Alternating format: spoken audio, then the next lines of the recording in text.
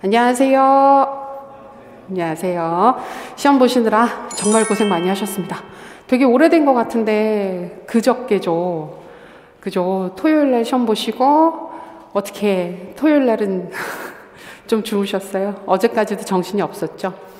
그리고 이제 월요일이라서 얼마 되지 않았습니다. 한 이틀 정도밖에 되지 않은 시점에 우리 다시 만나게 됐는데, 자, 오늘은 저희 올해 봤었던 2023학년도 우리 중등 임용시험 교육학 논술 문제 같이 풀이하는 시간입니다. 근데 오늘 풀이하는 건 성격 자체가 시험 보신 분들을 대상으로 해서 풀이를 진행하는 것이기 때문에 사실 이 시점에 뭐 세세한 이론에 대한 얘기를 듣는다든지 사실 듣고 싶지 않잖아요. 그죠? 듣고 싶지 않고 그거 말고 도대체 뭐가 되냐고가 사실은 궁금한 부분이기 때문에 그런 사항 중심으로 같이 확인을 하도록 하겠습니다. 시험장 분위기는 나쁘지 않았다고들 말씀을 하시는데 그게 약간 갈리는 것 같아요. 나쁘지 않았다. 교육학 때까지는 괜찮았다. 근데 이제 전공으로 들어가면서 분위기가 달라졌다는 전공들도 있고, 아니면 일관되게 쭉 좋지 않았다. 늘 시험 분위기는 좋지 않다. 라고 얘기를 하시는 분들도 있고 다양하긴 했는데, 교육학은 전체적으로 많이 좀 진행하기 크게 어렵지 않게 나온 측면으로 볼 수 있습니다. 자, 받으신 자료 같이 보겠습니다. 문제가 있고요. 3페이지에 보시면 출제 경향, 영역별 출제 경향이 있죠. 요거 가볍게 브리핑을 하고 문제를 같이 빠르게 보도록 하겠습니다. 아마 느끼셨겠지만 출제의 방향이나 형태가 약간 바뀐 느낌을 받으셨을 거예요. 근데 그렇다고 해서 아예 다 또 인출이냐라고 하면 또 그건 아닌 약한 활용. 저는 봤을 때는 작년과 재작년 시험이 강한 활용 성격이었다면 이번 시험 같은 경우에는 약한 활용. 근데 이론을 더 많이 드러나게 강조하는 형태의 문제였다고 봅니다. 그리고 주요 영역에서 주요 사항을 예측 가능한 수준에서, 그러니까 대부분 중요하다고 생각할 만한 부분들을 물어봤던 문제. 근데 제시문 형태가 처음에 보셨을 때 아마 제시문이 왜 이렇게 많아, 그래프도 있네 라고 해서 조금 형태가 달라 보이긴 하지만, 또 읽어보면 양은 많지만 대단히 복잡한 구조는 아니었고 다행스럽게도 쪼개져 있었기 때문에, 각각의 항목들이 쪼개져 있었기 때문에 찾는데 크게 어려움은 없으셨을 것입니다. 그러니까 전체적으로 어렵지는 않았다. 그러니까 난이도를 따지고 보면 크게 어렵지 않은 시험이었는데, 이제 이랬을 때 분위기가 항상 그렇습니다. 경계를 해야 돼요. 이럴 때 우리가 항상 경계를 해야 되는 게, 예전 시험 중에 세 번째 시험이었나가 이 정도 느낌이었거든요. 그러니까 시험 문제 수준은 지금이랑 보면 확실히 다르긴 한데, 그때 시험을 보고 나서 분위기는 그랬어요. 다들 교육학 만점이라며. 교육학 만점이라고 생각하시는 분들이 좀 많았고, 괜찮은데? 막 그랬는데 실제로 점수가 나왔을 때는 그렇게까지 점수가 높진 않았다. 그래서 우리 시험은 문제가 좀 까다롭다. 그럼 채점을 유하게, 느슨하게 하는 경향이 있고, 문제가 평이했다라고 판단이 되면 일부 항목들이나 아니면 형식이나 이런 부분들을 좀 보는 경향이 있긴 있거든요. 그래서 어느 정도로 점수를 맞출 수는 있습니다. 그래서 이거는, 그러니까 이렇게 그럴 거예요, 저럴 거예요 라고 얘기를 하시는 부분이 아니라 그냥 채점 스타일에 따라서 점수대는 달라지는 것이기 때문에 미리 너무 막 신경을 쓰시거나 염려하실 부분은 아니다. 모두에게 똑같이 적용되는 사항들이기 때문에 편하게 보시면 될 것 같습니다. 자, 이번 시험은 심리평가 과정 행정 4가지가 출제됐습니다. 첫 번째 문제를 보시고 교수 전략을 물어봤으니까 교수 이론 및 공학이 아니냐라고 판단을 하신다면 조금 잘못된 접근이다. 심리가 나왔고 평가가 나왔고 과정이 나왔고 행정이 나온 4가지 영역. 우리가 보통 얘기를 하는 과정 행정 나오고 나머지 2가지는 공학, 평가, 심리 중에 나온다라고 했을 때 평가 심리가 나온 문제고, 그 항목의 출제 순서가 좀 바뀌었습니다. 그래서 보통은 첫 항목의 과정이 많이 나오는데 이번 심리가 나왔죠. 근데 예전에 출제됐던 흐름을 보면 심리가 나오면 심리가 1번입니다. 항상 그렇지만 심리는 뒤에 가지 않습니다. 심리는 첫 번째 항목으로 주로 많이 출제가 되고, 근데 그 다음에는 보통 과정평가 들어가는데 이번에는 평가, 과정이라는 순서로 약간 바뀐 부분. 여기 보면 좀 이따 보긴 하겠지만 교육 심리 파트에서는 반두라를 다시 물어봤습니다. 이번 문제 보시면서 약간 그 시험을 보시는 장면에서 느끼실 수 있었던 게 기출이네? 라는 느낌을 받으셨을 수 있어요. 맞아요. 전체적으로 기출이었습니다. 그래서 우리 후반부에 기출문제 따로 한번 모아보고 초반부거는 내용 다시 봐야 된다 강조를 했었는데, 다시 나올 시점이 확실히 됐고, 출제 난이도를 조절할 때 좀 쉽게 낼게요. 근데 조금 까다로운 것도 물어볼 수 있어요. 라는 느낌으로 간다 그러면 기출 활용해서 출제하면 제일 편하거든요. 그래서 기출 중심이었습니다. 그래서 교육 심리에서도 반두라를 다시 물어보며 자기 효능감과 자기 조절 능력, 우리 많이 봤었던 두 가지 부분 물어봤고요. 근데 이 부분은 여기도 나와 있지만 이걸 사회인지 이론이라고 적혀 있으니까 반드시 반두라 이론에 근거해서 접근을 해야 되는데, 그러지 않고 일반적인 자기조절, 자기주도 학습의 기법들을 반두라 연계하지 않고 서술을 했으면 좀 어렵지 않겠나 하는 부분은 있습니다. 두 번째, 교육평가.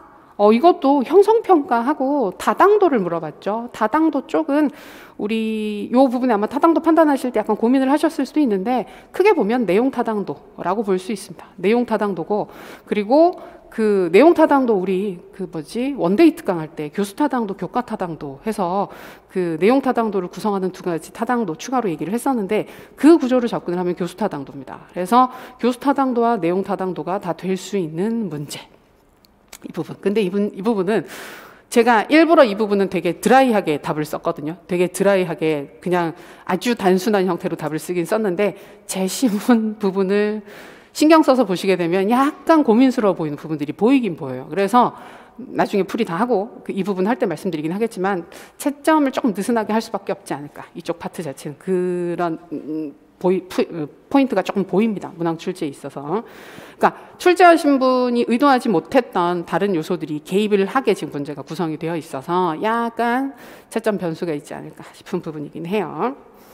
그래서 그 두 가지 형성평가 타당도, 우리 형성평가 쪽도 왜 도움이 돼요? 어떻게 쓸 수 있어요? 뭐 학업 성취도 높이려면 어떻게 쓰면 돼요? 이런 거 쭉 봤었는데 비슷한 접근이라 편하게 쓰셨을 것이고, 교육 과정이 굉장히 편했죠. 교육 과정이 사실은 이번 문제에서 한 7, 8년 전 문제로 돌아간 느낌을 주는 게 교육 과정 파트입니다. 가장 고전적인 스타일로 출제가 됐습니다. 그래서 물어본 두 가지 부분도 경험 중심 교육 과정과 학문 중심 교육 과정을 물어봤는데, 심지어 경험 중심 교육 과정은 장점을 물어봐서 굉장히 편안하게 쓰셨을 것 같고, 두 가지 개수 맞으면 거의 맞을 수 있었고, 그리고 학문 중심 교육 과정 브루너 연계했고, 우리 왜 그 지식의 구조가 내용입니다. 조직하는 방식은 나서는 교육 과정입니다 했던 거, 정말 이건 편안하게 아마 약간 진짜 좀 편하게 쓰게끔 하고 싶어서 낸 것 같긴 한데, 그런 거 치고는 학문 중심 교육 과정에서 좀 다른 방향으로 쓰신 분들도 좀 있었던 것 같기는 합니다. 그래서 이거는 좀 평이하게 찾을 수 있는 파트. 그리고 저는 이번 문제에 그 해마다 조금씩 다르긴 한데 변별이 되는 포인트가 있거든요. 그러니까 그 비슷비슷하게 전체적으로 흘러가는 항목들이 있고 조금 차이나게 서술이 되는 파트가 있는데, 제 느낌에는 행정 파트가 약간 그런 역할을 할 수 있지 않겠나. 왜냐하면 지금 현재 나와 있는 문제 스타일을 보면 행정 파트가 조금은 다른 영역들에 비해서는 디테일하게 물어봤어요. 세부적으로 물어봐서 여기가 조금 까다롭지 않겠나. 답이 좀 명확하게 정해져 있는 부분처럼 보여서 생각보다 여기에서 점수가 좀 빠질 수 있을 것이다. 관료제의 순기능, 역기능을 쓰라고 한 게 아니라 관료제의 특징 중 규칙과 규정에 해당하는 순기능과 역기능을 쓰라고 한 사항이기 때문에 이 부분이 조금 차이가 날 것 같아요. 쓰신 분들 사이에 편차가 있을 가능성이 높은 부분입니다. 그래서 행정이 확 바뀌었죠. 왜냐하면 최근에 저희 행정 파트에서는 이론 베이스로 해서 이론 관련된 세세한 부분들을 잘 안 물어봤었거든요.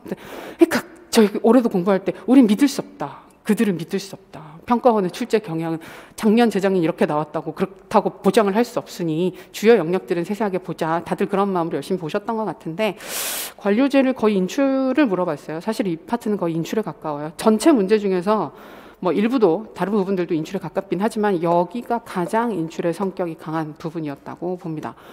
그리고 관료제에 3점을 줬어요. 규정과 규칙에 3점을 다 몰아준 상태이기 때문에 생각보다 출제 스타일이 좀 바뀐 느낌을 받을 수 있습니다.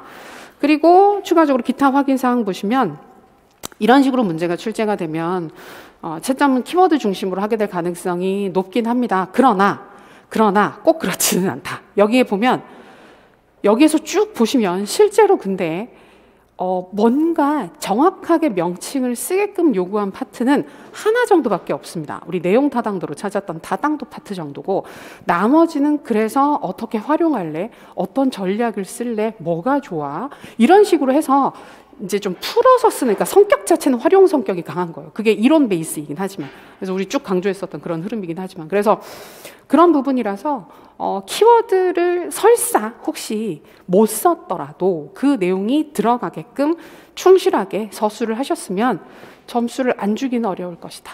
줄 가능성이 상당히 높은 시험 형태다라고 보입니다. 그래서 이제 요거는 이제 그 내년도 방향이긴 한데 역시 섣불리 예측은 못합니다만 지금 작년, 재작년 시험과 올해 시험을 봤을 때 올해 시험이 약간 변한 시험은 맞아요. 작년, 재작년 형태랑 비교를 해서 보게 되면 좀 더 이론 베이스로 가면서 채점 편의성을 고려한 시험이라고 볼 수는 있어요. 그렇기 때문에 주요 영역들 중심으로 현장에 대한 관심을 가지기는 가지되 우리가 쭉 중요하다고 봤었던 주요 영역과 주요 사항들을 꼼꼼하게 챙기는 게 늘 중요한 시험이다라고 볼 수 있을 것입니다.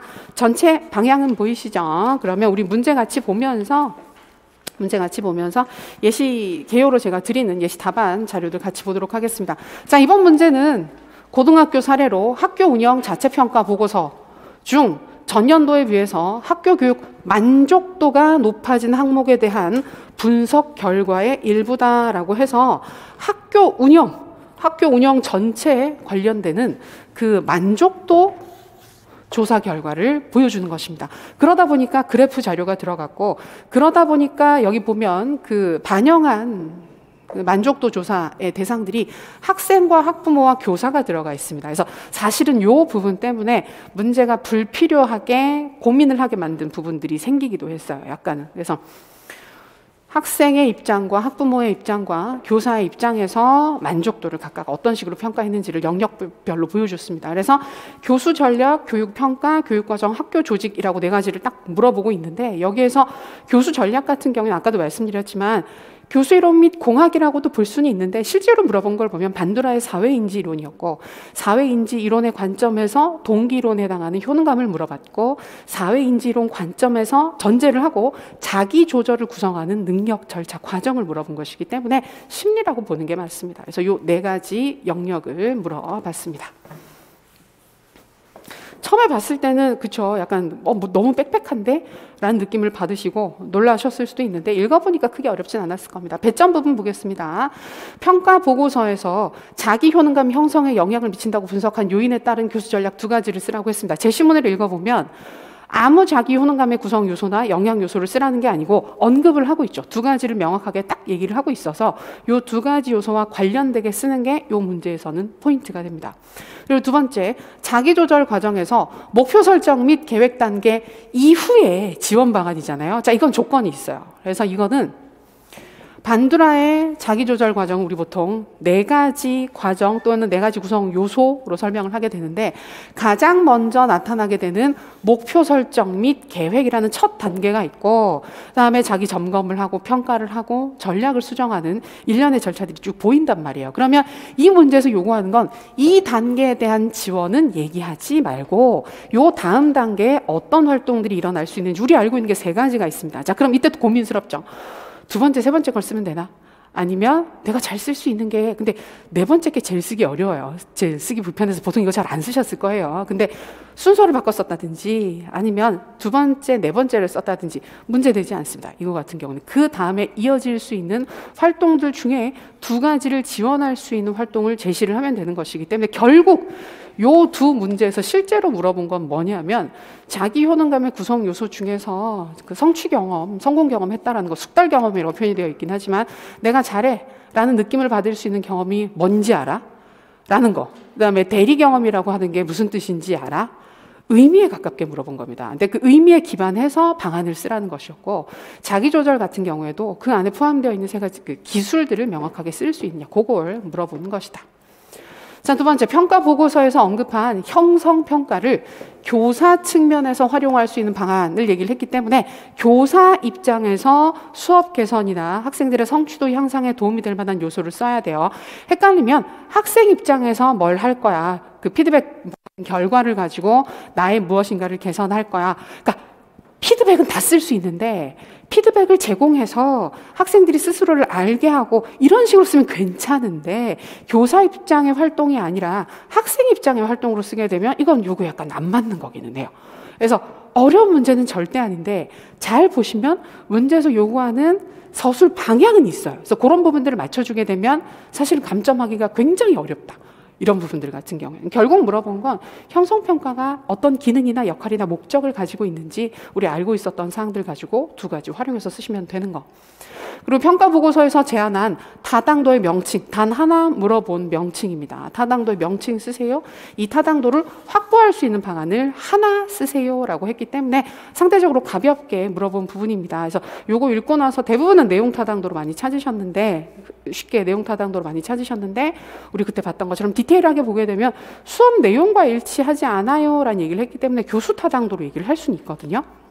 그래서 교수 타당도, 내용 타당도 다 괜찮고, 요거 증진시키는 방안 같은 경우에는 우리가 이원 분류표, 이원 목적 분류표, 이원 목표 분류표로 접근하는 게 가장 일반적인 것이고, 우리 또 좀 이따 말씀드리겠지만 전문가 매개로 해서 전문가가 확인을 하고 개선을 하는, 그러니까 전문가 쪽은 그쪽입니다. 우리가 그 타당도를 검증하는 방법이긴 한데 그쪽 연계해서 대신에 그냥 짧게 쓰는 것보다 이 문제 같은 경우에는 확보 방안을 쓰라고 한 거잖아요. 방안 쪽이기 때문에 이원 분류표든 뭐든 어떤 식으로 확보를 할 것인지를 좀 설명을 찬찬히 잘 해주시고, 제가 봤을 때는 이쪽은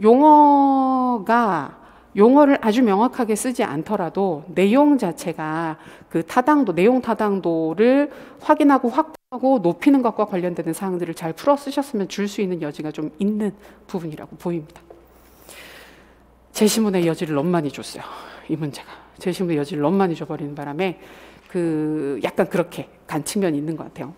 자, 그리고 세 번째, 평가보고서에서 학교 교육과정 편성, 운영의 만족도를 높인 것으로 분석한 교육과정 이론의 장점 두 가지를 쓰라고 했습니다. 명칭 쓰라고 하지 않았어요. 왜냐하면 제시문에 명칭을 줬거든요. 뒤에 경험중심 교육과정이라고 했기 때문에 장점 두 가지. 편하게 쓰시면 돼요. 이거 보고 약간 놀라지 않으셨어요? 야, 이걸 쓰라고 하나? 약간 이런 느낌? 그건 아니었나요? 그다음에 학교 교육과정을 보완하기 위해서 제안한 교육과정 이론의 교육 내용 선정, 조직 방안 두 가지를 쓰라고 했잖아요. 이제 요거는 그 표현이 약간 이상하긴 한데 선정 방안을 쓰고 조직 방안을 쓰라라는 이야기로 볼 수 있습니다. 그래서 우리가 선정을 할 때 결국 그 브루너가 나왔었기 때문에 학문 중심 교육과정이잖아요. 선정할 때는 지식의 구조를 중심으로 선정을 해야 되고, 그다음에 조직이라고 얘기를 했기 때문에 그럼 지식의 구조를 어떤 순서나 어떤 형태로 조직할 거냐, 그럼 나선형 교육과정으로 들어가는 게 좋겠죠. 여기도 의도 자체는 지식의 구조와 나선형 교육과정을 찾게끔 하고 좀 풀어 쓰라고 하는 걸 요구를 한 것 같아요. 생각은, 출제하는 의도 자체는 한 것 같은데 아마 뭐 키워드가 맞으면 줄 것 같고, 혹시나 못 쓰셨더라도 특히 나선형 교육과정은 보니까 한 번씩 안 쓰시고 딴 거 쓰신 분들도 있는 것 같기는 한데 좀 잘 풀어서 나선형 교육과정처럼 보이게끔 그 과정 자체가 설명이 되면 아마 줄 수도 있지 않을까 싶은 부분입니다. 자, 마지막 평가 보고서에서 언급한 관료제 이론의 특징 중 규칙과 규정, 이 문제가 가장 약간 좀 특이한 형태, 특이한 문제였습니다. 그냥 딱 찍어서 들어갔고 이 부분에 해당하는 순기능 두 가지, 역기능 한 가지를 쓰라고 했기 때문에 아주 드물게 인출하세요. 여기 어느 정도 정해져 있는 부분이죠. 인출하세요. 우리 이 부분 공부할 때 그랬었잖아요. 이게 그 대충 설렁설렁 보다 보면 다 그게 그거 같다고 쓰다 보면 특히 뭐 그 위계성이 있는 조직 이런 거 있으면 위계성의 순기능과 역기능은 여기저기 써도 다 말이 될 것 같고 분업과 전문화의 특성도 여기저기 써도 다 될 것 같아서 우리 모의고사 봤었을 때도 그런 피드백 많이 드렸었는데, 문제에서 애초에 관료제 순기능 역기능이 아니라 규칙과 규정이라고 찍어 들어가 버렸기 때문에 요거는 사실은 거기에 해당하는 사항을 그대로 인출하게끔 요구하는 문제였다. 특이했죠. 사실 좀 특이했습니다. 문제 형태가. 그래서 논술의 내용과 주제의 연계 논리적 형식. 근데 주제 논의하는 거 편하셨어요, 이번에? 주제 논의가 저는 사실 이번 문제에서 제일 힘든 파트가 주제 논의가 아니었나 싶을 정도로 초반부 몇 개는 잘 연결이 안 됐어요. 자연스럽게 잘 안 이어져서 저도 보면 예시 답안으로 개요로 드린 거 보면 되게 구질구질하게 뭘 많이 써놨잖아요. 연계가 잘 안 된다는 얘기예요. 주제 연계가 잘 안 돼서 쓰기가 쉽지 않았다는 얘기인데 많이 쓰게 되더라고요. 쓰게 되는 문제라서. 근데 아까도 말씀드렸던 것처럼 평이하다라고 평가를 받는 시험들의 경우에는 주제 논의나 도입 문장이 아예 없는 경우에는 감점을 하는 사례들이 좀 있었기 때문에 이번 시험은 약간 그런 부분들이 약간 실제 점수 나왔을 때 변수가 될 수도 있지 않겠나 싶은 부분이 있습니다. 자, 우리 제시문 보면서 빠르게 같이 확인하겠습니다. 제시문 보면서 바로 이게 예시계율 쪽 같이 확인하긴 할 텐데 같이 볼게요. 자, 첫 번째 심리 파트입니다. 심리. 여기 보면 왼쪽에 그래프와 학생들이나 응답자의 코멘트가 살짝 있는 부분이 있고 그것과 관련해서 이제 분석을 정리한 내용 두 가지로 구분이 되어 있거든요. 근데 제심 내용을 가만히 보면 매우 일관성이 없습니다. 매우 일관성이 없어서 어떤 부분은 이 코멘트가 의미가 있는 그 영역이 있고 어떤 부분은 코멘트가 크게 영향이 없는 상관이 없는 그러니까 약간은 그걸 좀 일관되게 해줘야 답을 찾을 때 답을 찾는 사람 입장에서 덜 불안하게 찾을 수가 있는데 여기 약간 왔다 갔다 했어요. 왔다 갔다 했는데 이건 어쩔 수 없어요. 이런 식으로 출제가 되면 그러니까 제시문 내용 자체가 좀 다양한 형태로 출제가 되게 되면 이 형태를 만드는 데 약간 집중하시기 때문에 내용의 그 구조나 이런 부분들을 좀 덜 보는 경향은 있습니다. 여기 보면 수업 내용과 과제 수준이 적절하다라는 부분에서 아주 좋은 평가를 받은 모습을 볼 수 있습니다. 여기 보면 학생들의 코멘트가 나오죠. 이건 학생 만족도니까. 학생 만족도. 그래서 어려운 과제도 해결할 자신이 생겼어요. 나 잘해요. 그다음에 공부하기 전에 목표를 설정하는 연습을 했던 게 도움이 됐어요. 라는 부분에서 목표 설정과 관련되는 활동을 했어. 이미 했다는 겁니다. 이미 했고 목표 설정하는 활동 관련해서 교사가 지원을 했구나. 도움을 줬구나. 그러니까 우리가 확인해야 되는 건 그 다음 단계구나. 라는 걸 여기서 짐작할 수 있습니다. 근데 뭐라고 해야 되지? 짐작할 게 있나? 문제에서 그렇게 쓰라고 했기 때문에. 그러니까 정말 있는 내용을 다시 한번 얘기를 한 거예요. 그래서 첫 번째 코멘트는 자기 효능감 연계. 두 번째 코멘트는 자기 조절 연계 코멘트라는 걸 알 수 있습니다. 자, 수업 내용과 과제 수준에 실질적인 변화가 없었지만 학생들의 만족도가 높아졌다. 수업은 그대로인데 학생들이 더 즐거워했다는 거예요. 이는 사회인지 이론, 자, 줬죠, 조건을.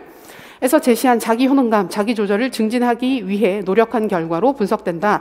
특히 자기 효능감 형성에 영향을 미치는 숙달 경험과 대리 경험을 제공했다. 라는 조건이 있습니다. 그래서 여기에서 대리 경험이라는 말은 그대로 봤죠. 우리가 대리 경험이라고 했기 때문에 나 말고 나랑 비슷한 타인이 뭐 잘하는 거, 보상받는 거, 벌 받는 거 요것 자체가 영향을 미쳐 효능감에 영향을 미치지 라는 게 하나 있었고 근데 숙달 경험이란 말을 보시고 이게 뭐지? 라고 당황하신 경우들이 좀 있었던 것 같아요. 생각이 너무 많아서 숙달 목표나 숙달 과제나 이쪽으로 생각을 약간 돌리신 경우들도 있었던 것 같긴 한데 그렇게까지 갈 필요는 없었고 숙달 경험은 결국 내가 이거 잘해 나 이거 지금 잘하게 되었어 라는 부분이기 때문에 성취 경험과 관련됩니다. 그러면 내가 성공 경험을 하는 거 그 다음에 타인의 성공 경험을 보는 거 요 두 가지를 수업 중에 제공할 수 있는 수업 전략이 뭐냐를 물어본 거예요. 잘 보세요. 수업 전략을 물어봤어요. 저희 수업에서도 그런 문제 봤는데 수업 전략이라고 물어볼 때하고 교수법, 교수 방법 물어볼 때하고 약간 뉘앙스가 다릅니다. 교수법이라고 하면 반드시 교수법이 들어가야 돼요. 무슨 교수법, 협동학습 뭐 이런 식으로 들어가는데 교수 전략은 그 정도 수준까지는 아니고 쓸 수 있는 방법이 뭐야를 물어본 부분이기 때문에 사실은 구체적인 교수 방법과 연계를 할 필요는 없다. 그리고 잘 보시면 이거는 교수 이론 및 공학에서 출제한 문제가 아닙니다. 여기는 심리에서 출제를 한 문제이기 때문에 결국 형태는 이러하지만 물어본 것은 각각의 개념의 하위 요소들을 정확히 알고 있는가에 가깝다는 거예요. 자, 그리고 자기 조절을 촉진하기 위해서 학생들 스스로 목표 설정 및 계획 단계를 실행하도록 한 게 효과적이었어 라고 얘기를 해서 나 했어. 근데 그 다음 단계 그래서 향후 자기 효능감 향상을 위해 적절한 교수 전략을 지속적으로 모색하고 자기조절 과정에서 목표 설정, 계획 단계 이후로 나아가도록 지원할 필요가 있어. 그럼 그 다음에 해야 될 활동들을 교사가 안내를 해주면 되겠죠. 지원을 해주고 도와주면 되겠죠. 그럼 결국 물어본 건 그 다음 단계 뭐 있는지 써. 근데 교사가 도와주는 것처럼 쓰면 좋겠어. 라는 걸 요구를 했던 문제입니다.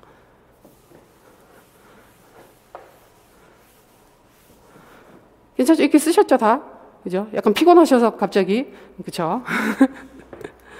자, 두 번째도 학생 만족도입니다. 학생 만족도라서 학교에서 시행하는 평가가 적절하다라고 얘기를 합니다. 자, 학생 코멘트 두 가지를 보면 수업 중 퀴즈 질문이 학습에 도움이 되었어요. 뭐 한 겁니까?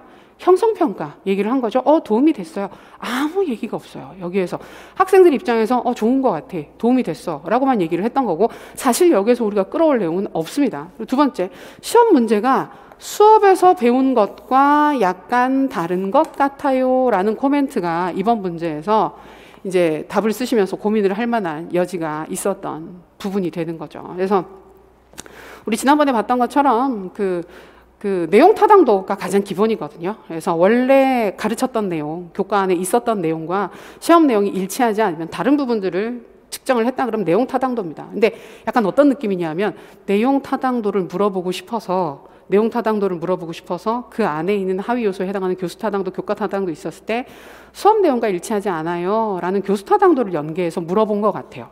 그래서 원하는 답은 내용 타당도인 거예요. 내용 타당도인데 이제 왜냐하면 교수 타당도나 교과 타당도는 독자적인 타당도로 잘 쓰지는 않습니다. 우리가 잘 쓰진 않고 내용 타당도를 설명하는 구성 요소처럼 설명을 하는 거거든요. 어떤 느낌이냐면 악스에서 우리가 ARCS를 중요하게 보잖아요. ARCS를 중요하게 보고 그 각각의 요소에 포함되는 세부 전략이 있죠.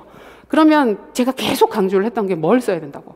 ARCS가 우선이라고. 그 하위 요소들은 그 다음에 쓰는 거라고. 진짜 딱 그 정도 뉘앙스인 거예요. 그래서 이제 가장 이상적인 건 내용 타당도 해당하는데 그래도 제 신문에서 발견할 수 있는 건 뭐 교수 타당도다 또는 교수 타당도가 보이기 때문에 내용 타당도로 찾을 수 있다 라고 쓰면 가장 베스트 서술이긴 한데 내용 타당도만 쓰셔도 이거는 뭐 의도에 맞는 답을 쓴 것이기 때문에 무리가 없고 문제가 없고 그다음에 아마 교수 타당도도 문제는 없을 거예요. 교수 타당도 쪽으로 쓰시는 것도 크게 무리는 없을 것이다. 근데 이제 약간 여기에서 변수가 되는 게 학생들의 반응이 지금 나온 거예요. 이게 학생 만족도 조사 결과가 아니고 교사 만족도 조사로 문제를 세팅을 했으면 답을 쓰실 때 다른 불필요한 타당도들과의 고민이 없었을 텐데 학생들의 반응이라는 포인트 때문에 아마 다른 타당도로 고민하신 분들도 있을 가능성이 좀 있게 만들어버렸습니다. 그래서 그게 약간 이 문제에서 보면 좀 특이한 부분입니다.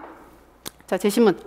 수업 진행 중 퀴즈 질문과 같은 형성평가 방법을 적절하게 적용한 게 평가 만족도를 높인 것으로 분석된다. 학생들이 이런 평가로 인해서 부담감을 느끼지 않도록 형성평가에 대해서 잘 설명한 것이 효과가 있었다. 우리 비슷한 거 본 적 있었죠. 평가 싫어하는데 학생들이 평가의 목적이나 같이 이해하면 참 도움이 되더라. 그 비슷한 방향성 볼 수 있었고 그러나 이 안에는 찾아서 쓸 게 없습니다.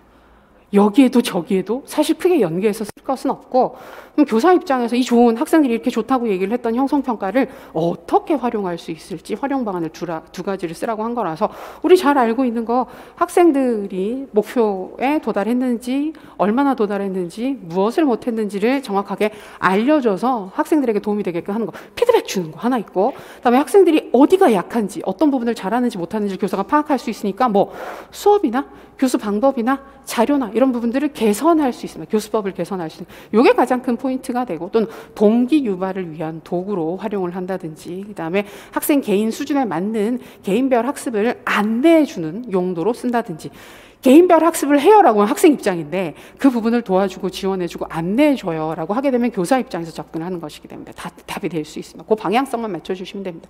저는 이 부분 아마 좀 많이 넓게 채점을 하지 않을까 싶어요. 형성평가 조금 말이 되면 거의 줄 수 있는 부분이다.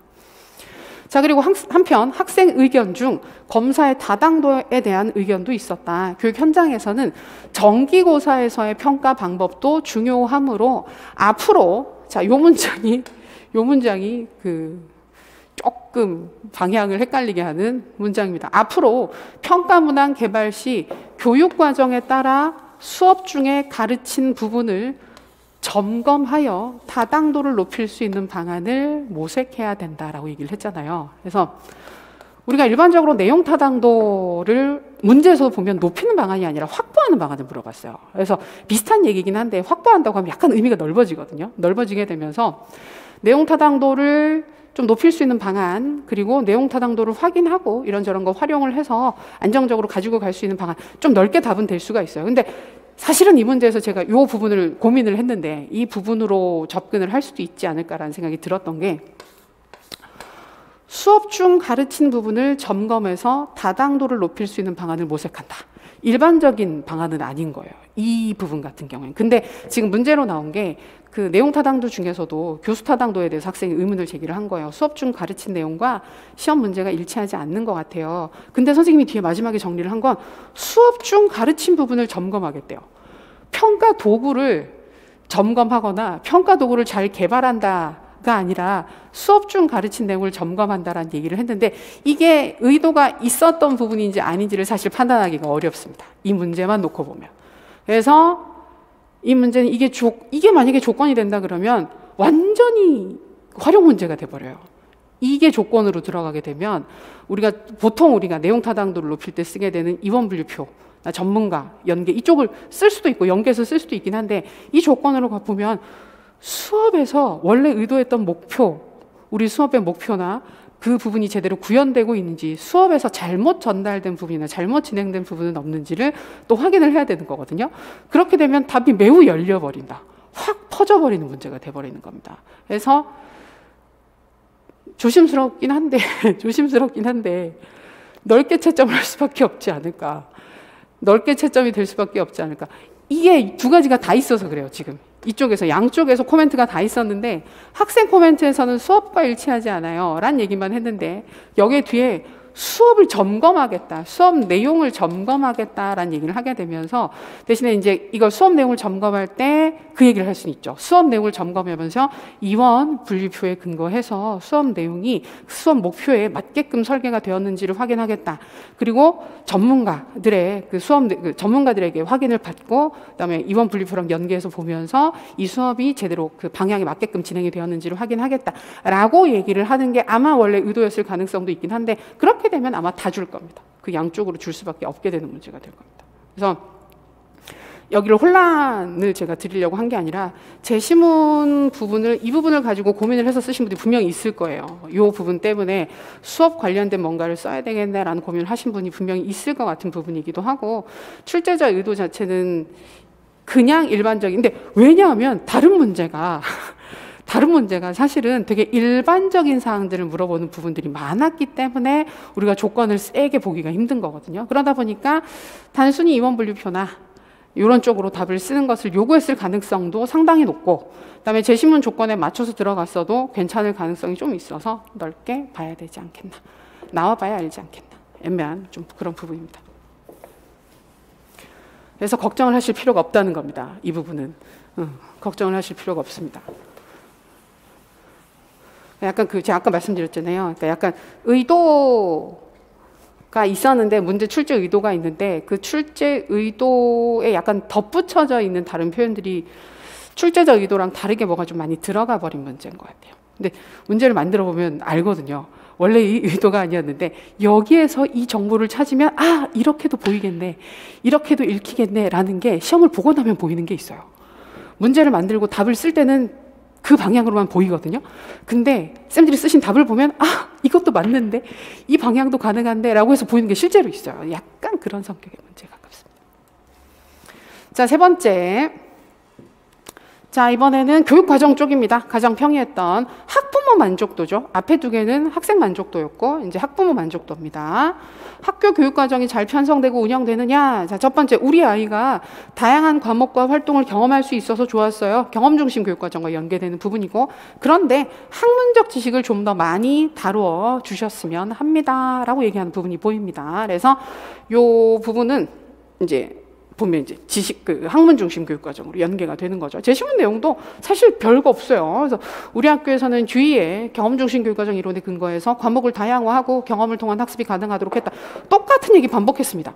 그러니까 문제가 일관성이 없는 거예요. 제시문의 서술 수준이 진짜 이랬다 저랬단 거예요. 이 점이 학부모들의 만족도를 높이는 데 영향을 주었을 것으로 분석된다라고 하면서 결국 경험 중심 교육과정에서는 다양한 과목이나 다양한 활동들을 할 수 있어서 부모들이 만족했다는 겁니다. 이제 그랬을 때 이 교육과정 자체가 가지는 장점을 두 가지. 이거는 그냥 인출에 가깝죠. 경험 중심 교육과정에서 알고 있었던 사항들 편하게 쓰시면 되겠고, 그러나 한편 학생들이 지식에 더 중점을 두고 학습하기를 희망하는 학부모의 의견이 있었다. 이를 반영하여 학생들의 교과 학습에 도움을 줄 수 있도록 교육과정의 내용 체계를 보완할 필요가 있다. 다음 학년도에는 학문적 지식을 강조한 브루너의 교육과정 이론을 바탕으로 교육 내용을 선정, 조직하는 방안을 체계화하여 균형 잡힌 교육과정을 편성 운영하겠다. 그럼 균형 잡힌 교육과정이라는 걸 보니까 경험 중심 교육과정과 학문 중심 교육과정을 균형 있게 운영하겠어요라는 얘기지만 우리가 써야 하는 답에는 뭐 크게 영향을 주는 사항은 아닙니다. 여기에서는 브루너네, 학문적 지식을 강조하니까 그 학문 중심 교육과정이네, 거기에서 내용 선정, 내용 조직의 주요 원리를 찾아 쓰면 된다. 이건 진짜 아주 편안하게 쓰실 수 있는 부분이었습니다. 솔직히 얘기하면 이번 문제는, 요 문제는 제시문이 없어도 답이 바뀌지 않아요. 제시문이 없이 그냥 쓰라 그래도 거의 쓸 수 있는, 똑같이 쓸 수 있는 그 형태였습니다. 자, 네 번째, 교사 만족도입니다. 학교 운영에 대해서 전체적으로 만족한다. 기본에 충실해야 한다는 생각이 학교 문화로 자리를 잡았습니다. 학교 구성원 간의 약속이 더 잘 지켜지도록 노력을 해야 합니다. 저는 이거는 이 형태였으면 하나, 코멘트가 한 번만 있는 게 더 맞았을 것 같아요. 왜냐하면 다른 문제들은 다 2개씩 물어봤잖아요. 근데 이 문제만 하나를 물어본 거거든요. 관료제 규정과 규칙이라는 부분 하나 물어본 거라서 코멘트가 2개 들어가면 더 헷갈릴 수 있었을 것 같긴 한데 어쨌든 큰 의미 없는 코멘트가 들어가 있었고요. 자, 학교 운영 전반에 대한 교사의 만족도가 올라갔다. 학교 외부 환경 변화, 내부 구성원의 변동이 있었음에도 불구하고 함께 이루어낸 성과였다. 이는 교사의 서술식 응답에서 볼 수 있듯이 기본에 충실한 학교 문화가 형성이 되었고 학교 구성원 간 공동의 약속이 준수된 결과라 할 수 있다. 자, 요거는 특징을 제시문에서 보여주고 있는 것입니다. 약속을 지킨다. 약속이 정해져 있으면 예외 없이 그 약속에 따라서 학교 운영이 진행이 된다. 그래서 이것을 베버가 제시한 관료제 이론의 특징 중 하나인 규칙과 규정이 학교 조직에 적용된 것으로 판단이 된다. 앞으로 이런 결과가 유지될 수 있도록 규칙과 규정의 순기능을 강화하고 역기능을 줄여야 할 것이다 라고 해서 순기능, 역기능 물어본 거죠. 그래서 여기는 제시문 내용을 읽어보면 그겁니다. 그 규정과 규칙이 무엇인지에 대해서 규칙을 지키는 거예요. 모두가 약속을 했으면 모두에게 똑같이 그 규정이 적용되는 것입니다 라는 기본 개념을 보여주고, 그러니까 약간 그 의도는 있었던 것 같아요. 여기에서 유추할 수 있는 순기능은 뭘까? 여기에서 유추가 되는 역기능은 뭘까라고 해서 답이 어느 정도 정해져 있는 사항은 맞는데 제 생각에는 용어가 완전히 동일하지 않더라도 같은 의미로 보일 수 있게 서술이 되면 줄 수 있지 않을까. 그러나 딱 걸리는 부분은 그겁니다. 근데 우리가 알고 있잖아요. 그 관료제 특성들 5가지 정도 있으면 규칙과 규정 말고 뭐 권위의 위계라든지 분업과 전문화라든지 몰 인정성이라든지 몇 가지가 있잖아요. 거기에 들어가 있는 장단점을 쓰면 어떻게 될까요? 그게 어려울 겁니다. 그래서 이번 문제는 그 부분이 약간 이제 채점을 할 때 좀 감점이 확실히 될 수 있는 파트는 분업과 전문화에 들어가 있었던 사항들을 순기능으로 쓰고 역기능으로 쓴다든지, 권위의 위계에 해당하는 사항들을 순기능으로 역기능으로 쓴다든지, 그렇게 되면 조금 어려울 것이다. 그러나 여기에 들어가게 되는 계속성, 통일성, 보통 순기능으로 많이 얘기를 하는 거, 그리고 추가적으로 역기능은 조직이 너무 경직된다, 그리고 목표 전치, 목적 전치 현상이 나타난다, 이런 쪽이 요 말을 그대로 쓰지 않더라도 이 뜻으로 풀어서 썼으면 가능은 할 것이다 라고 보여지는 부분이에요. 근데 뭐 다들 많이 봤던 부분이라서 전체적으로 크게 혼란스럽지는 않으셨을 것 같아요. 괜찮으시죠? 시작할 땐 우리 웃고 있었잖아요. 근데 뭐든 그래요. 뭐든 그래서 보면 이렇게 막, 내가 저렇게까지 썼나 그러는데 지금 최근에 우리 출제 경향과 채점 경향을 보게 되면 뭐 너무 그렇게 약간 여지가 있는 부분들은 충분히 주는 쪽으로 채점을 하는 경향이 있기 때문에 절대로 걱정하실 부분은 아니라고 생각을 합니다. 아까 봤던 부분들, 여기 다시 나오네. 자, 그 개요 부분 보면서 한 번 더 답 될 수 있는 사항들 체크하겠습니다.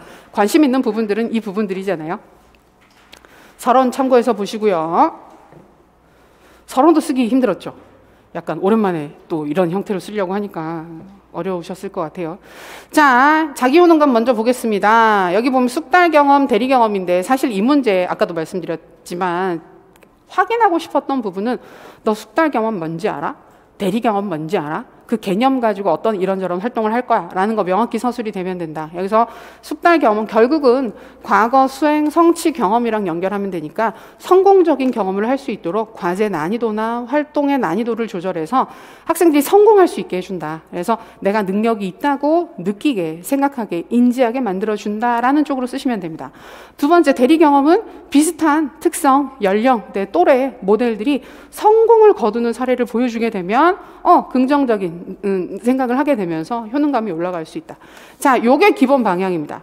여기는 지금 요 개념에 근거해서 아주 기본적인 사항들을 제가 보여드린 것이고, 요런 포인트가 들어갈 수 있게끔 서술을 하면 아마도 다른 구체적인 교수 방법을 연계해서 쓰셨더라도 괜찮을 거예요. 근데 이건 너무 많으니까, 그런 사례들은 너무 많기 때문에 제가 따로 넣어서 보여드리지는 않았지만, 이제 성공하게끔 만들어준다. 학생이 내가 잘한다고 느끼게끔, 나 이거 잘하네, 능력이 있네 라고 느끼게 만들어주고, 비슷한 또래들의 성공을 보여주는 거, 이 두 가지로 정리를 하실 수 있겠습니다. 생각보다 요구사항이 심리 파트는 대단하지 않았다. 문제를 보면 막 전략이니까 뭐 되게 엄청 어려운 걸 써야 되지 않을까. 근데 그건 아니었던 것 같아요. 자, 그리고 자기조절, 목표 설정, 계획 단계 이후의 지원 방안이니까 진행 점검이나 자기 평가나 전략 사용, 요 세 가지 중에 두 가지를 쓰면 된다. 근데 이거 우리 꽤 많이 봤어요. 여러분 연습하고 자기 조절 도와주기 위해서 지원하는 방안이 뭐예요? 막 이런 거 되게 자주 봤었거든요. 자기 효능감도 자주 봤지만, 자기 효능감에서 안 되는 거 있습니다. 이거 말고 언어적 설득이나 아니면 생리적 정보, 요거 가지고 조절하는 거 있잖아요. 그거 두 개는 안 돼요. 왜냐하면 문제에서 요 두 개를 얘기를 하라고 했기 때문에 다른 사항을 쓰면 곤란하다. 근데 여기 다 되면 돼요. 여기 진행 점검 같은 경우에는 가장 대표적으로 내가 잘 하고 있는지를 스스로 체크할 수 있어야 되기 때문에 체크리스트 작성을 돕는다. 체크리스트를 만들어서 준다. 체크리스트 만드는 방법을 알려준다. 체크리스트 만들라고 시킨다. 이런 식으로 해서 꼭 체크리스트가 아니라도 자신의 스스로 학습 과정을 점검할 수 있게끔 계획표나 플래너나 이런 거 연계해서도 얘기를 할 수 있어요. 플래너는 잘 쓰셔야 돼요. 목표처럼 보일 수 있기 때문에 잘못 쓰면. 그다음에 자기 평가 쪽은 스스로 평가할 수 있게끔 자기 평가 방법을 안내한다, 성찰 노트 작성과 같은 구체적인 평가 도구를 안내할 수 있다, 이런 식으로 스스로를 평가하는 방법들을 안내한다, 도구를 제공한다, 이런 식으로 제시해 주시면 되겠고, 마지막에 전략 사용은 내가 바꾸는 거잖아요. 내 상황에 맞게끔 바꾸는 것이기 때문에 다양한 학습 전략, 나한테 맞는 학습 전략이 무엇인지를 선택하게끔 안내해 준다라는 쪽으로 가면 됩니다. 여기에서 안 되는 답은 뭘까요? 반도라게 아닌 거. 여기에 있는 사항 말고 딴 걸 써도 되느냐? 구체적인 방법은 딴 걸 써도 됩니다. 다른 구체적인 방법들을 써도 되는데 어떤 방법을 쓰든지 간에 반도라의 요 세 가지 요소 있잖아요. 얘처럼 보이게 쓰면 돼요. 얘처럼 보이게 쓰면 되고 얘랑 연결이 되게끔만 보여지게 서술이 되면 어떤 방법을 써도 괜찮을 것이다. 그러나 결국 확인하고 싶었던 건 나머지 세 개 중에 두 개 기억나? 두 개 뭔지 개념 쓸 수 있어? 요게 포인트였었기 때문에 요 부분 체크해 두시면 됩니다. 심리가 생각보다 세부적인 인출을 좀 물어볼 성향이 있습니다. 반두라 선생님이 작년에 돌아가셨던가? 그래요. 그래서 항상 우리가 체크를 하잖아요. 돌아가시기를 바라는 건 절대 아닌데 아직 살아계시나? 이러면서 살펴보는데, 그래서 작년에 제가 반두라 선생님 돌아가셨다고 신경 쓰인다 그랬더니 이제 올해 꼭 그런 건 아니지만 좀 신경이 쓰이죠. 자, 두 번째. 형성평가 어렵지 않죠. 보시면 형성평가, 그러니까 교사가 뭘 하는지를 쓰면 돼요. 그러니까 이거는 포인트가, 이 문제는 사실은 교사의 활동이 두 가지가 명확히 보이면 거의 주지 않을까 싶은 부분입니다. 형성평가 결과를 학생한테 알려줘서 자신의 성취 사항, 장단점 등을 이해하고 개선할 수 있도록 피드백을 줄 수 있어요. 학생들의 개인적인 학습, 자신의 상황 파악을 위해서 정보를 줄 수 있어요. 형성평가 결과를 제공해 줄 수 있어요. 두 번째, 결과를 통해서 학생들의 학습 곤란사항을 확인하여 어려움을 해결하기 위한 방안으로 수업을 개선할 수 있다. 요거는 아주 구체적으로 수업 방법을 개선한다든지 특정 내용을 더 많이 가르친다, 잘하는 부분은 좀 덜 가르친다, 이런 식으로 얘기를 하시면서 교수 방법, 그다음에 교수의 빈도, 내용, 이런 부분들을 교체하는 거, 수정하는 거 쓰셔도 다 괜찮습니다. 요 두 가지가 쓰기 제일 편한 거고, 이어지는 부분 보면 형성평가 결과에 따른 학생 개인별 학습 능력에 따라서 개인별 학습 진행을 조력할 수 있다. 그러니까 항상 포인트가 교사 입장에서 도와줘요. 조력해요. 그다음에 형성평가 효과를 학생들이 느끼며, 여기 제시문에서 느꼈죠. 좋은 것 같아요 라고 얘기를 했기 때문에 학습에 대한 동기를 높일 수 있도록 활용할 수 있다. 학생들의 동기를 높이는 도구로 형성평가를 활용할 수도 있습니다 라고 쓸 수 있겠습니다. 자, 이어서 보고서에서 제안한 타당도는 아까 말씀드렸던 것처럼 내용 타당도, 그다음에 또는 내용 타당도 중 교수 타당도 또는 교수 타당도 쪽까지 괜찮을 것 같다. 그리고 확보 방안은 입원 분류표 쪽으로 접근하는 게 가장 일반적이긴 해요. 근데 이제 쓰실 때 이런 거죠. 그러니까 입원 분류표를 활용한다라고만 쓰는 것보다는 어떻게 할 것인지 등을 풀어 쓰는 거. 그러니까 전문가에게 검증을 받는다. 마찬가지지만 그냥 검증 받는 게 아니라 어떤 부분을 검증을 받는 것인지. 그러니까 방안이잖아요. 우리 1년 내내 강조했던 게 그거잖아요. 방안 물어보면 제발 키워드만 쓰지 말고 좀 풀어서 써줘야 뭘 쓰더라도 맞다. 어떤 쪽으로 조금 의도가 있었건 없었건 방향을 맞춰주는 게 중요하기 때문에 그런 부분들 챙겨주는 게 중요하다. 근데 아까 말씀드렸던 것처럼 요거 지금 제가 보여드리는 요 파트는 제시문 내용과 상관없이 아주 일반적으로 내용 타당도를 확보할 수 있는 방안이라고 볼 수 있습니다. 근데 아까 제시문 조건을 보시게 되면 수업 내용에 대한 언급이 있었기 때문에 그 조건을 본다고 한다면 이 내용을 서술하면서 수업 내용 언급을 하는 거예요.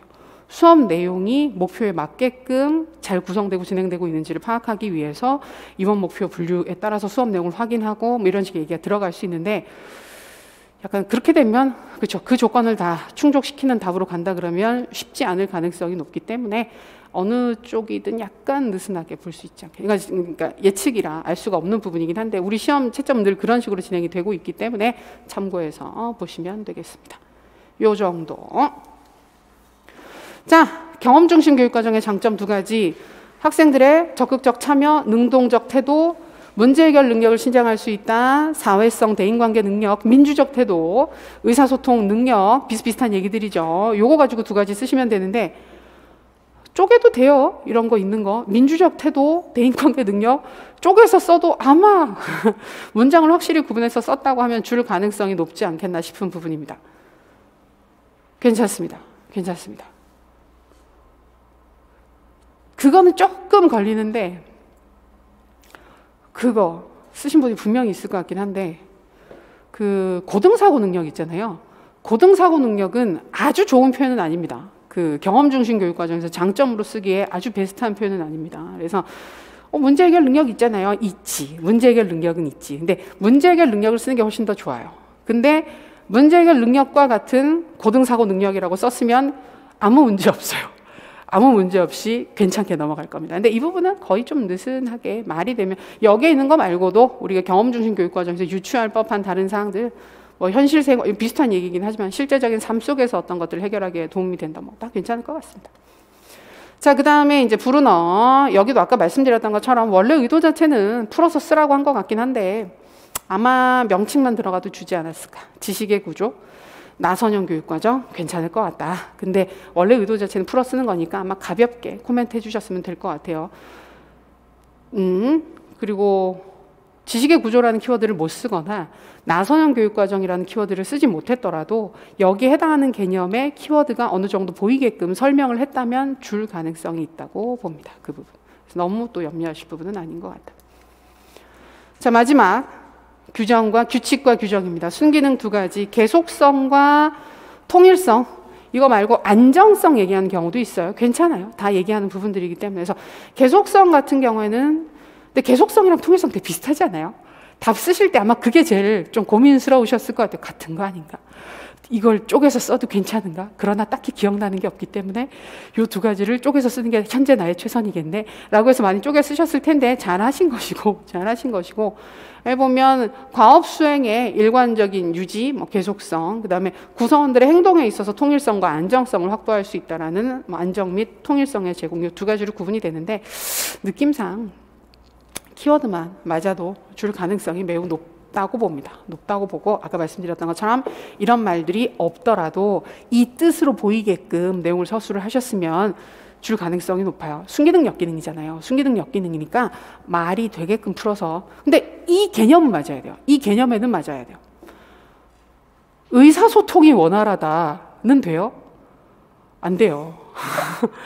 의사소통이 빠르게 진행되고 원활한 것 같은 경우에 오히려 권위의 위기에 가까워요. 권위 있는 쪽에서 쭉 빨리 내려보내는 쪽에 가깝기 때문에. 그래서 생각해보면, 그러니까 요 부분이 약간 그거 공부를 해서 외워서 좀 이해를 해두지 않으면 아무거나 생각이 나도 다 될 것 같은 부분인 거예요. 그래서 그걸 조심하시면 되는 부분이었습니다. 역기능은 조직의 경직성, 여기 보면 융통성 얘기했죠. 경직성이 있다는 건 융통성이 없다라는 것과 같은 뜻이기 때문에 비슷하게 볼 수 있고요. 목적 전치, 목표 전치, 전도 현상, 목표보다 규칙을 더 중요하게 생각하게 되는 거, 바뀌는 거, 이런 부분들도 명칭 없어도 이거 풀어서 말이 되게 쓰시면 점수 받을 수 있을 것 같다. 그래서 요 정도입니다.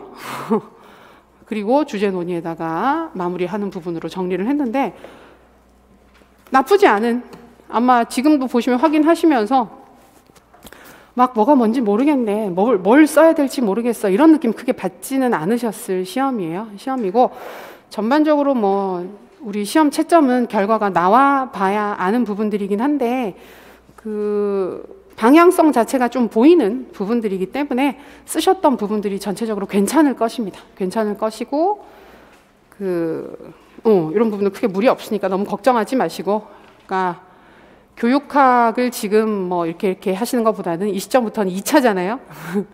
2차 준비가 크고 2차 비중이 이제 커지고 1차는 끝났으니까 교육학이고 전공이고 다 끝난 상태이기 때문에 2차 준비를 열심히 하시는 게 중요한 시점인 것 같습니다. 저희 2차가 다음 주 월화에 수업이 있죠. 아마 안내도 받으셨을 텐데 월화에 있고 현장에 나와서 들으시면 스터디 짜드립니다. 수업 실현 스터디와 면접 스터디 지역 전공별로 나눠서 짜드리기 때문에 일단 구하시기 힘든 경우에는 최대한 이것저것 많이 해보실 수 있는 기회가 있을 테니까. 그리고 스터디 2차 스터디는 하나만 운영하지 않습니다.